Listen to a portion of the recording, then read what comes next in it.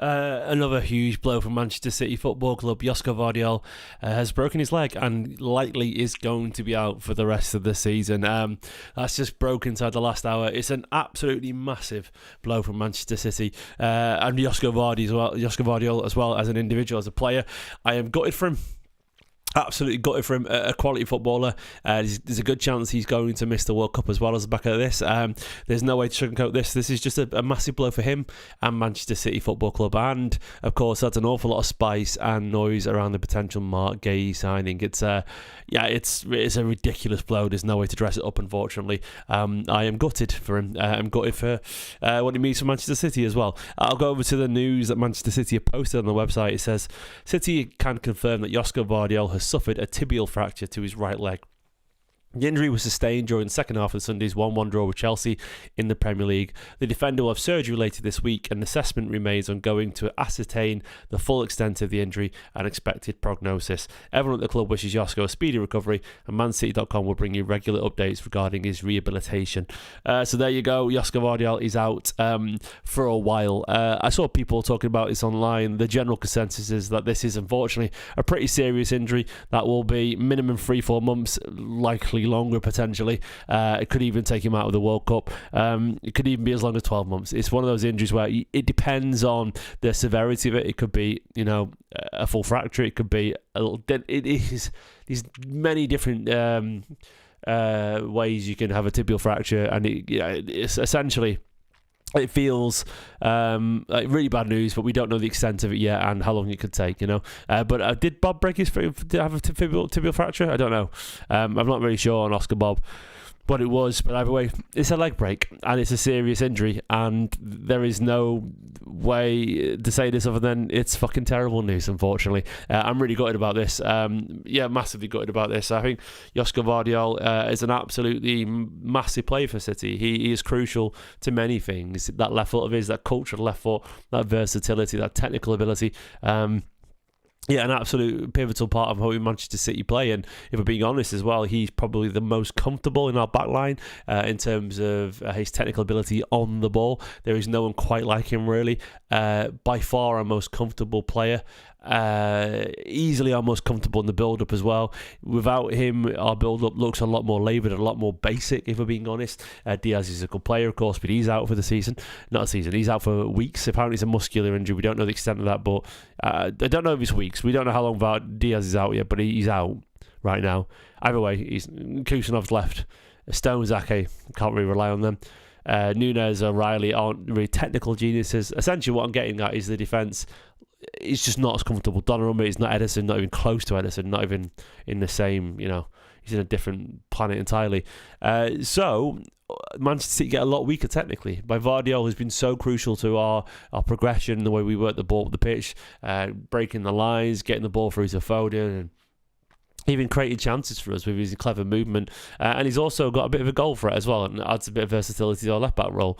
This is a really bad bit of news. I think the extent of this, I said during the last video I did about Mark Gay that I think that all the news ramped up around 4 or 5 o'clock was very telling. I felt that was honestly a reaction to hearing about Gvardiol. I suspect they've probably known about Gvardiol and the severity of that probably since midday or something like that, if not the morning. And obviously the news starts to break out and City confirm it. But I think that the Mark Gay links massively ramping up mid-afternoon was a very obvious reaction to this news that they knew about. At this point, the Mark Gay news is clearly one that we have to take very, very serious, because they have to sign him. They have to sign him in particular, but they have to sign someone. Manchester City's defensive options are anemic, to put it politely. They are really, really poor, and I think you can barely rely on Nathan Ake. John Stones could be out for the rest of the season. Knowing John Stones, we have no idea. And Gvardiol might just be out for the season as well. Kusanov's great, but that's it. And Ruben Diaz is currently out. So the reaction, of course, has been to recall Max Alleyne, a player I am familiar with, a really smart, pacey, strong young centre-back. He's making his first steps into senior football. He was the EDS player of the season last year, so our under-21s player of the season. A really incredibly composed young defender, cut from from a Manchester City cloth, so you know what that looks like already. And he's taken to life at Watford really well in the Championship, playing regularly week in, week out. They're currently sixth in the Championship table, so Max Allee comes back to add depth, necessary depth, to an already incredibly weakened squad. Stephen Mafoon is a really good young centre-back, but he doesn't have the Championship experience that Max Allene's got. They brought him back to no doubt be involved tomorrow. Not tomorrow. Is it tomorrow? Is it Wednesday? It's Wednesday, isn't it? Against Newcastle. Then, of course, he'll be involved against Exeter at the weekend.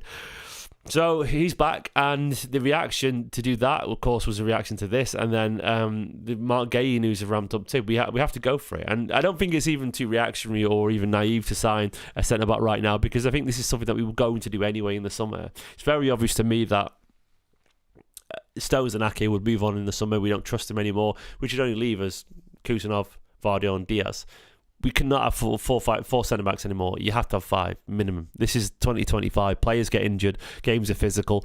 And look at Arsenal. They've got 7 players who can play centre-back. They've got Bedwhite can play there. Timber can play there. Hincapi, Mosquera, Calafiori, Saliba, Gabriel. They've got so many players who can play centre-back. And that's just the reality. Obviously, a lot of them can play out wide as well. But you need that these days. You can't just have 4 centre-backs. The days of 4 centre-backs are long gone. You know, players play an awful lot of football and players get injured.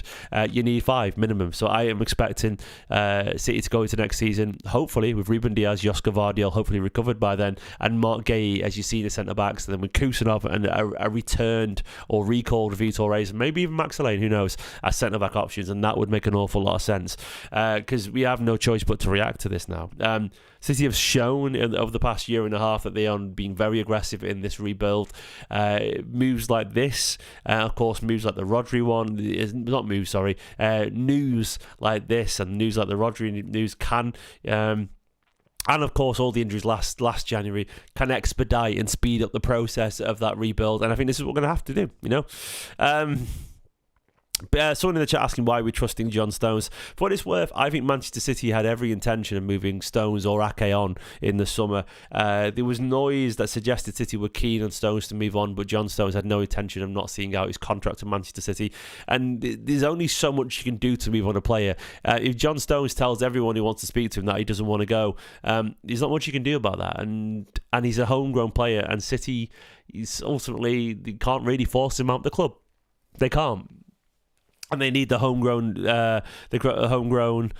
spots filled by John Stones, and John Stones has an awful lot of goodwill in the bank as well. So they would definitely, they didn't want to. They can't just bin him up essentially, and I think they accepted that. They've moved over an awful lot of players last year, but you have to sort of lie in the bed you made a little bit with a bad rebuild schedule essentially, and fortunately it's been too much to ask for Stones and Ake to step up again this season. They're done as serious options at this level, unfortunately, despite their obvious and evident quality when they actually get on the pitch. So, someone say, what do I think of Van der Ven? Van der Ven's a quality player, mate, but we're not getting him. No chance in January. Never in a million years. Oh, love him, but yeah, he's that's a big ask in January. But I mean, I don't think we'd even get him in the summer. Maybe I'm wrong. Yeah, Stones will be fit for the World Cup, almost certainly. I'd be happy for him for what it's worth, but he will go almost certainly, and Ake will go, in my opinion. They'll go both go in the summer, which puts us 2 senior centre-backs down and 2 homegrown players down, which, of course, makes an awful lot of sense when you look like we're linked to Semenyo and Mark Gay to get those squad spots up. This is just a fucking shit show, innit? 2026 has started terribly. Amorim getting sacked, awful news. Right at the top of the tree there. The Chelsea loss was frustrating. Diaz injured, Gvardiol out for potentially the season. It's been a shit start to 2026 so far. There's no way to sugarcoat this, unfortunately. Hopefully, Gay and Semenyo can add a little bit of gloss to a really shit week if we can push that forward. I would be amazed if Mark Gay doesn't consider this move absolutely incredibly seriously. That spot in the team is his now for taking. He will be a guaranteed start of Manchester City Football Club ahead of the World Cup and for the next several months minimum, given his stature, given his personality, given his Premier League experience, and given the injuries. Like, Mark Gay is nailed on to start for Manchester City now under Pep Guardiola. They're one of the best sides in European football and in the World Cup year. Like, I don't know what more he needs to take this. Liverpool, you could wait for the summer of them if you wanted to, but Look, City, in my opinion, are a better side than Liverpool, and it's Guardiola, and it's Haaland, and it's Rodri, and all that lot. And Liverpool, I don't think, know what they're doing under Arne Slot, and I don't think they'll get back to the classic Klopp side. And I don't know. I think Liverpool have peaked under Slot personally. I don't think he has the ability to get Liverpool back where they want to be. Maybe I'm wrong on that, but if I was Gay, I would absolutely choose Man City and Guardiola and a guaranteed starting slot for one of the best sides in European football. And City are. I know our form hasn't been great, but we are still second in the Premier League, fourth, I think, currently in the Champions League table. It's a no-brainer for Mark Gay, in my opinion. A big pay rise, a starting slot for Manchester City, which will get him a starting slot at the World Cup for England, and he'll almost certainly play enough football to lock himself down into a role next season. I don't know what else he could wait for. I think this is it's a very convenient solution to Crystal Palace's Mark Gay problem, which is, I'm sure they'll be happy to keep him until the summer, but there's no way, in my opinion, they could turn down 30 to 40 million pounds for Mark Gay right now. He's got 6 months left on his contract. You'd be absolutely mad to do that. Truly, the money it'd be silly. They will absolutely sell Fenway cheap seats in the chat. They said it had to be a huge offer, which to me is them going, oh yeah, it's PR for, go on then. It's absolutely. The Ruben Diaz news, by the way, it says Ruben Diaz has sustained a muscle injury versus Chelsea. City are running tests on the severity of the issue, and that's from Jack Gorn. We don't know the bad news there. If we don't know the severity of the issue, that is because there's swelling still. Usually, I was reading about it a few months back. That they can't really do a proper scan usually until the swelling goes down. So that to me is not good news either. I'm expecting, unfortunately, that to be not awful news, hopefully, but not great news. And yeah, it's so Josko is not back, mate, anytime soon, unfortunately. It's a blow. It's another big blow. So much news going off around the world of Manchester City Football Club right now, and we're going to have to accept it. Gay would be a really good signing, a smart signing, composed, strong, good on the ball, a natural leader. Took Crystal Palace to levels that they've not been before. So pull the trigger, Manchester City, and go for it. Enormous blow. If Josko somehow watches this, a few people got at me on Twitter and said, you were critical of Josko Gvardiol the other week. I think Josko Gvardiol's a fantastic player. My comments a few weeks back was that he's still got a mistake in him. Now that could be tiredness, but I still think he's prone to switching off a little bit. Doesn't mean I don't think he's a brilliant footballer. He absolutely is. I just think he's not yet world class, and he'll get better with age. But I think occasionally he can switch off a little bit, which is it could be a concentration thing, could be a fatigue thing, overplayed. But I think he's still got a lot to improve. There's nothing wrong with that. I still recognise that he's a cracking player and so pivotal to how Manchester City build up that we absolutely would be stupid to not consider the potential impact of him being unavailable. So yeah, it's a massive blow. It's a massive blow, unfortunately.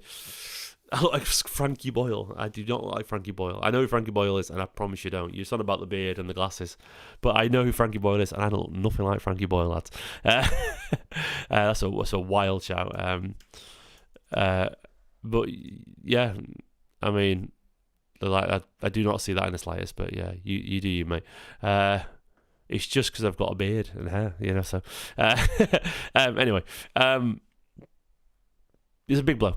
It's a big blow, and the quality of our build-up. I don't really see how we recover from this, but this is it's just a big blow for us. It's just a big blow, unfortunately, and we're going to have to accept it and take it on the chin. Not a long video because I wanted to talk about quickly avoiding 3 videos today. I did 2 Gay videos and a big post-mortem of the Chelsea game. I'm going to leave it there. Do let me know how you're feeling about this news in the chat. Josko, I somehow hope this is a miraculous recovery. It's only 3 months out. You're back by the end of the season. You're back for the World Cup.